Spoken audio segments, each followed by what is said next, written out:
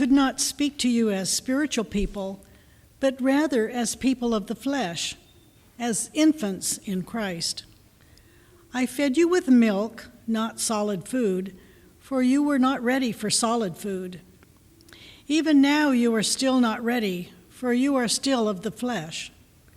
For as long as there is jealousy and quarreling among you, are you not of the flesh, and behaving according to human inclinations? For whom one says, I belong to Paul, and another, I belong to Apollos. Are you not merely human? What is Apollos? What is Paul? Servants, through whom you came to believe, as the Lord assigned to each. I planted, Apollos watered, but God gave the growth.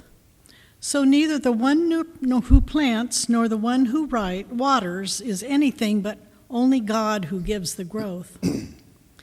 And one who plants and the one who waters have a common purpose, and each will receive wages according to the labor of each. For we are God's servants working together. You are God's fields, God's building. May God bless this reading of his holy word.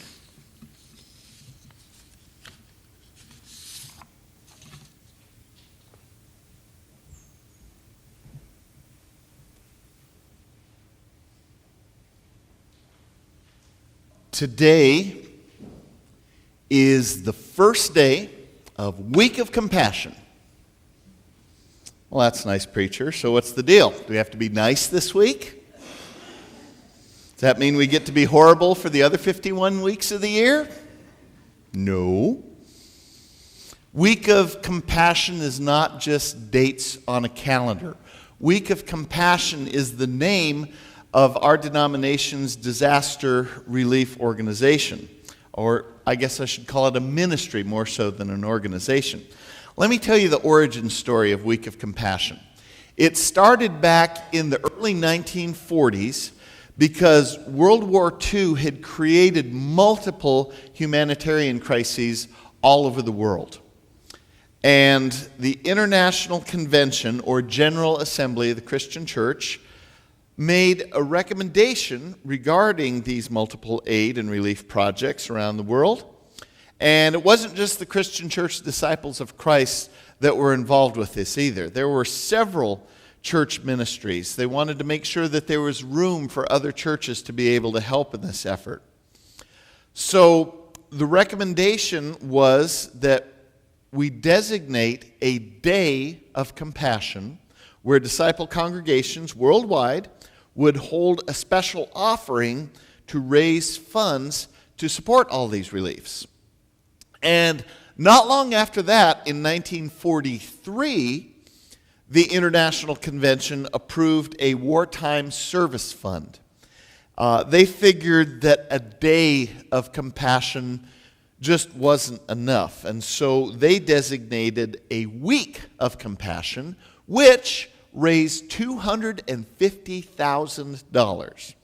Now, that was quite a bit of money back then when you consider this is 1940s money, especially when you consider how already tapped people were during the war efforts. Financially, they were constantly being tapped and constantly asked to give towards different causes.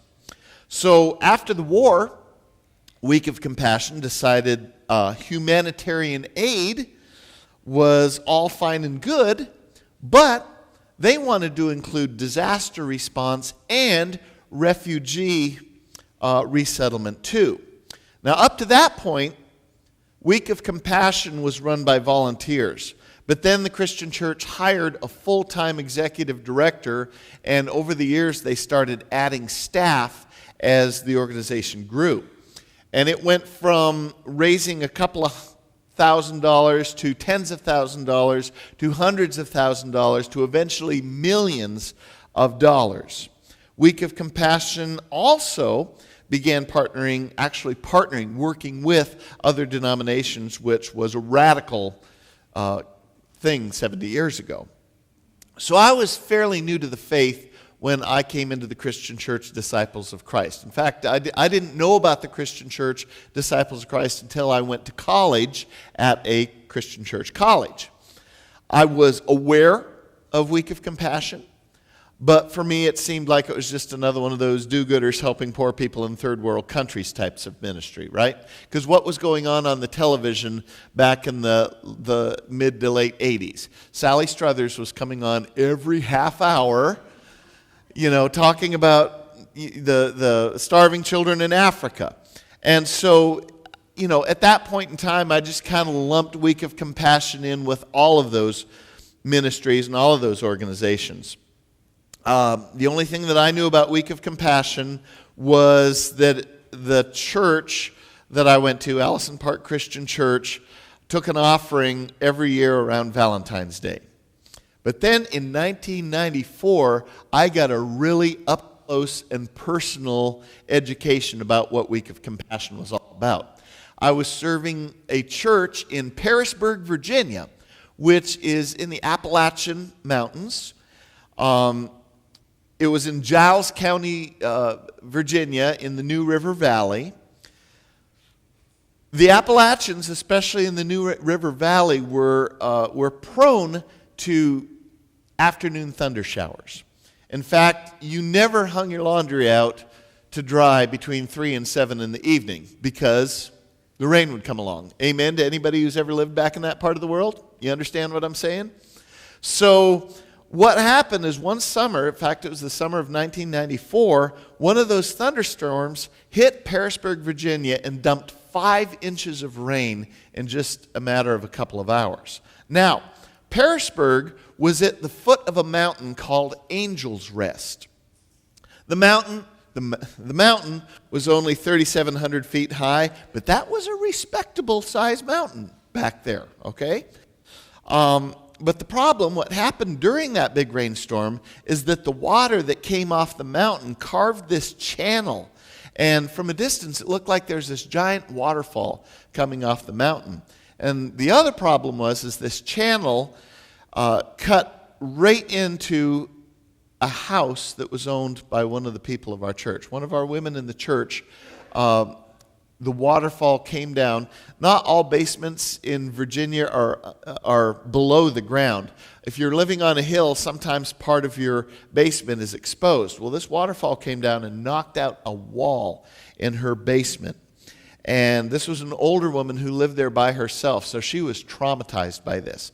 So the next day, I got a call from a man named Johnny Ray from the Week of Compassion. And he said that he heard about this storm in Pearisburg all the way up in Indianapolis. And he wondered if my church folks were okay. And I had to think about this for a minute. I thought, who in the world is Johnny Ray?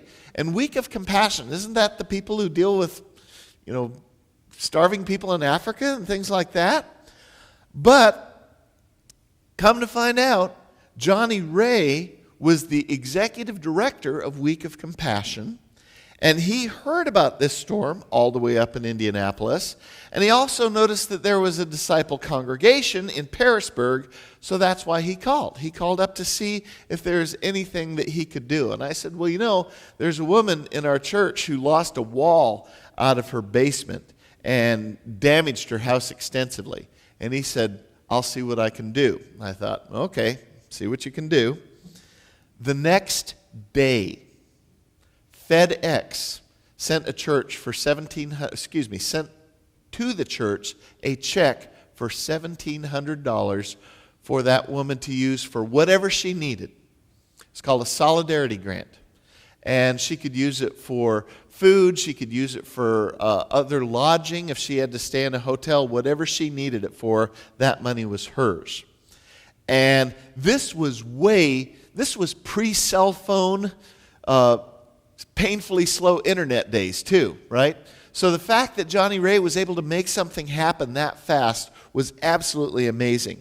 And eventually when I started working for the regional church in Virginia, I learned a lot more about Week of Compassion because I dealt with them on numerous occasions when our churches were affected by floods or fires or tornadoes, hurricanes. number of disasters that could happen back there.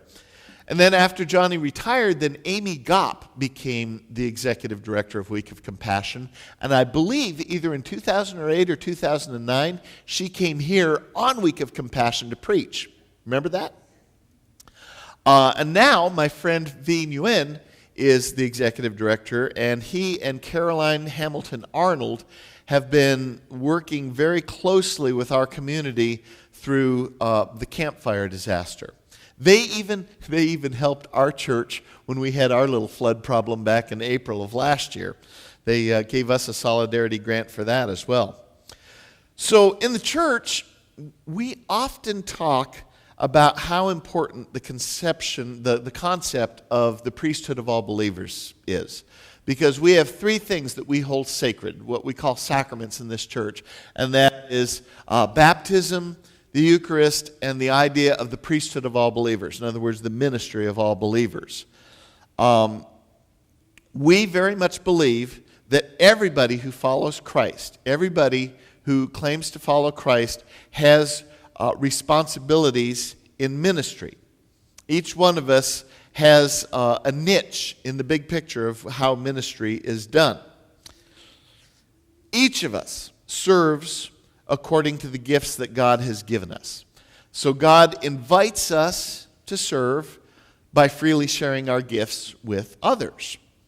Now, the passage that Barbara read this morning gives us a clear picture of the style or type of leadership that God calls the church to do. Verse 5 says, "What then is Apollos? What is Paul?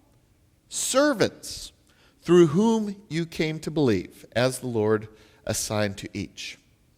And so the model we're talking about servant leadership. That's the word that Paul used. Now, ready for a Greek lesson? Here's your Greek lesson for the day. The Greek word that we translate into servant is diakonos. What word do you think we use in the church that we get from there? Deacon, or the diaconate, right. Now, my bulletin says Boyd Jocelyn is the deacon this month. So is that saying that we all need to be more like Boyd? Funny you should say, because we're going to talk about that. Paul uses the word deacon or servant to describe someone whose work benefits others. And we know that Boyd's work benefits us all of the work that he does. But we have many deacons. We have many servants in our church who does that. Specifically, in the context that Paul was talking about here, he was describing someone whose efforts God may use as a channel for actual growth. So in choosing to humbly give their gifts, these servant leaders or deacons became channels of God's healing love so that everyone might enjoy the powerful experience of shared values, shared worth, and investments. So when we work and share our gifts together, none of us has to be a Paul or an Apollos or any other famous leader during that time in order to be faithful to the responsibilities that we've been given. None of us is expected to solve all the world's problems by ourselves. Neither is our church. Our church is not expected to solve all the world's problems by ourselves. Rather, we are called to use our time, our talent, our resources that we've been given for dealing with the opportunities that are right before us. In doing so, we have that joyful opportunity to participate in the growth that God is already up to in the world. Now, Week of Compassion works through this global network of partners so that none of us has to do the work alone. Strong relationships, like that one that Johnny had with the churches in Virginia, are at the heart of this shared ministry, recognizing that true servant leadership empowers each one of us, each person, each community to use the gifts that they've been given. Here's another Greek lesson for you. You ready for your another Greek lesson here? All right, here it goes. In the New Revised Standard Version, which is what Barbara read this morning, verse 9 says, "For we are God's servants, working together. You are God's field, God's building. Now, I like the New International Version translation just a little bit better on that one. The NIV says, "For we are co-workers in God's service." You are God's field, God's building. Now, I like the NIV better because it uses the term co-workers instead of servants or fellow servants like other versions. Now, when you read the the NRSV, you see servant up in verse 5, which means diakonos, deacon, or servant. So you would think that servant in verse 9 has got to be diakonos too, but it's not. The Greek word there that gets translated servant in the NRSV is synergoi. You know what word we get in the English language from that? Synergy, exactly.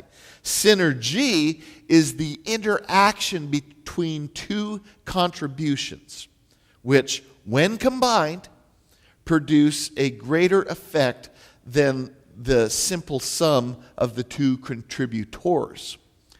When we give to Week of Compassion, as we do every year, as we do throughout the year, in fact, our gifts join with other people's gifts. There's synergy there. And the effects multiply exponentially as God gives growth. So, what do you need to grow a good garden? You need good dirt? No. Fred will get you for that one. You need good soil. Good gardeners know that you need to balance the varieties of plants so that everything will have what it needs to do to thrive and to bear fruit.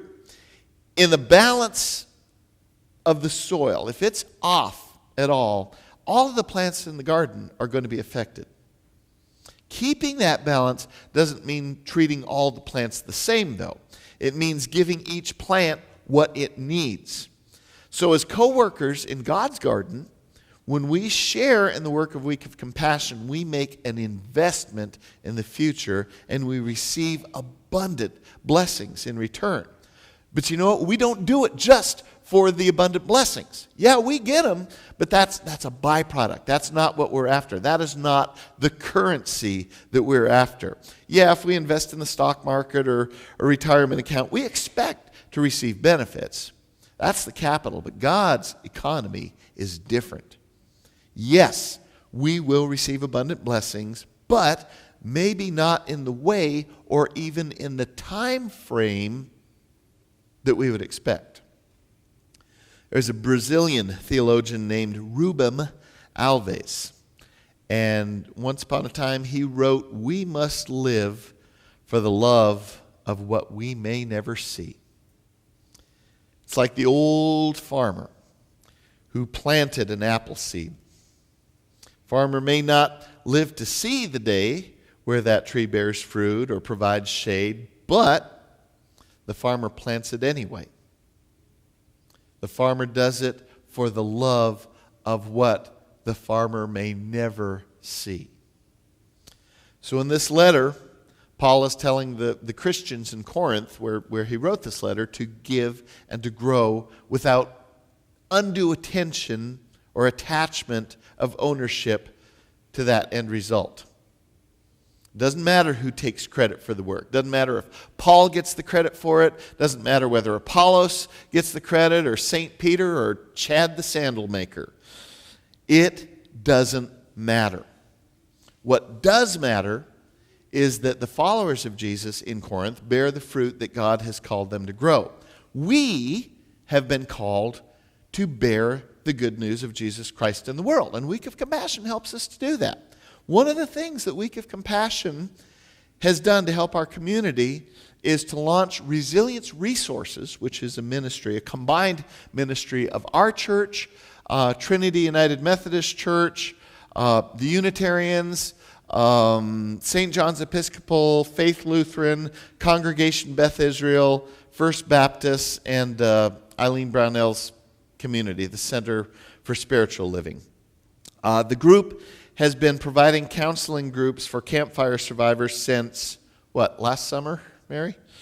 In fact, the providers are Sandy John, Sharon Sauls, Barbara Solis, Bob Winkles, and Chaplain Mary Kearns. She's in fact starting this is the third 10-week group that she has offered through this ministry. And this ministry takes place because of that synergy. This is servanthood. When we invest in each other and in each other's futures, we delight in knowing that we take part in God's holy work of growing and thriving, and we celebrate the profound joy of living for the love of what we may never see, but yet we will receive. So we hope today that you will be able to support this ministry of Week of Compassion. May it not just be a week, may it be much longer than that.